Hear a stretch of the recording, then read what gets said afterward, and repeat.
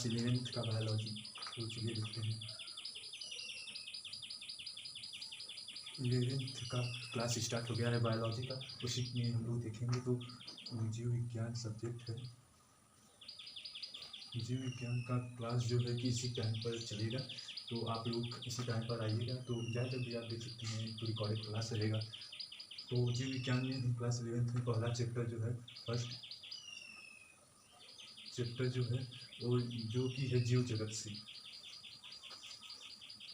जीव जगत से हमारा पहला चैप्टर है। तो हम आज पहले चैप्टर के 2-3 टॉपिक को कवर करेंगे।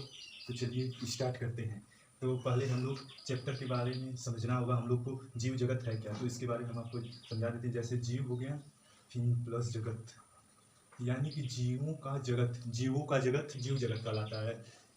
तो जीव जगत के अंतर्गत जीव जहाँ पर रहते हैं उसी को जीव जगत। जैसे कि ऊँट, ऊँट नाम सुने होंगे, ये रहता है रेगिस्तान में।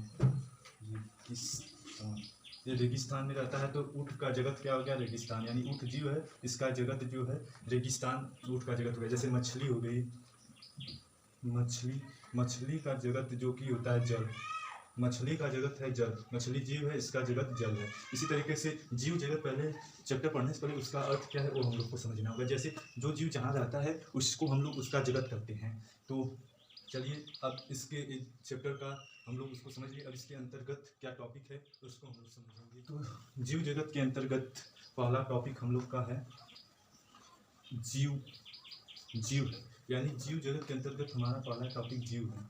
यानी कि हमको जीव जगत के अंतर्गत पढ़ना होगा जीव। जीव क्या है, तो जीव का हम लोग तात्पर्य रखते हैं सजीवों से। जीव को हम सजीव कह सकते हैं, सजीव को हम जीव कुछ भी कह सकते हैं। यानी कि सजीव में हम लोग कहेंगे कि जिसमें जीवन उपलब्ध, जिसमें जीवन उपलब्ध होता है उसे हम लोग सजीव कहते हैं। ये हम आपको बेसिक इन्फॉर्मेशन और बायोलॉजी वाले क्लास में बताए थे।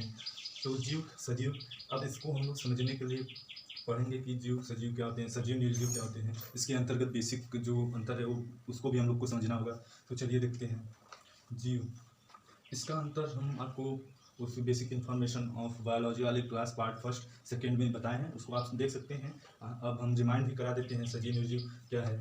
एक तरफ हम लोग सजीव लिखेंगे, एक तरफ निर्जीव लिखेंगे। तो सजीव में पहला पॉइंट हो जाएगा सजीवों में जीवन उपलब्ध होता है, इसको हम लोग लिख सकते हैं जीवन। और इसमें हम लोग लिख सकते हैं जीवन नहीं होता है। फिर इसमें हम लोग लिख सकते हैं सजीव जनन करते हैं, जनन। और दूसरा इसमें निर्जीव में हम लोग लिख सकते हैं नहीं करते हैं। और तीसरा जो अंतर हो जाएगा आप लोग का, जीव सजीव का उदाहरण लिख दीजिए। 3 अंतर तक पूछता है, तो इसका उदाहरण हम लोग लिख देंगे पेड़, पौधे, मनुष्य। मनुष्य भी सजीव है, मनुष्य। और इसमें इसका उदाहरण हो जाएगा लोहा, सूखी लकड़ी,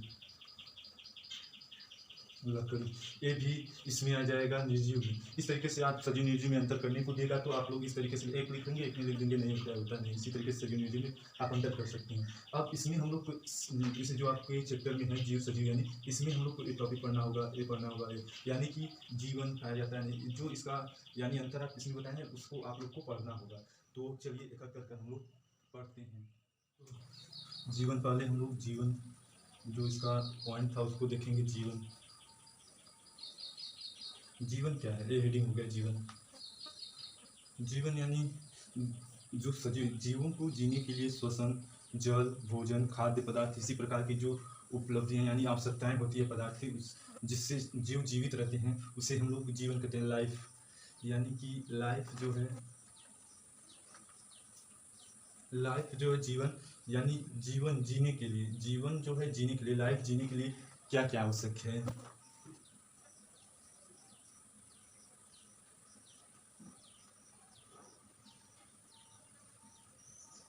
जीवन जीने के लिए आवश्यकता है। तो पहला आवश्यकता हो जाएगा भोजन, और दूसरा हो जाएगा आपका श्वसन, और तीसरा आवश्यकता आपका हो जाएगा जल, और अपने वंश की वृद्धि विकास के लिए जनन हो जाएगा।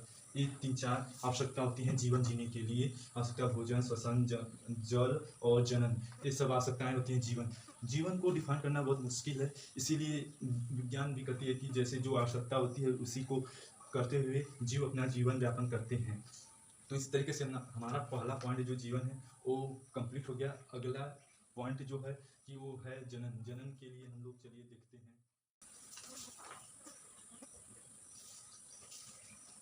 जनन, जनन को हम लोग देखेंगे तो उससे पहले हम लोग को समझना होगा जनन क्या होता है। जनन समझने से पहले जो यानी कि जीव अपने वंश को आगे बढ़ाने के लिए जनन करती है। तो जनन को हम जनन लिख सकते हैं इसको, जनन को कि जीव अपने वंश को आगे बढ़ाने के लिए जनन करती है। जनन करती है, जीव अपने वंश को आगे बढ़ाने के लिए जनन करती है। अब जन्म के भी बहुत प्रकार होते हैं, लैंगिक जन्म, अलैंगिक जन्म। वो आपके सिलेबस में नहीं है, वो 11th में है, वो 12th में है, तो थोड़ा बहुत आप में तो समझा देते हैं। जन्म के प्रकार, जन्म के प्रकार जो हैं दो हैं, लैंगिक, अलैंगिक। तो चलिए इतना ही दिख रहा होगा। ये पार्ट फर्स्ट है, इसको देख लीजिएगा।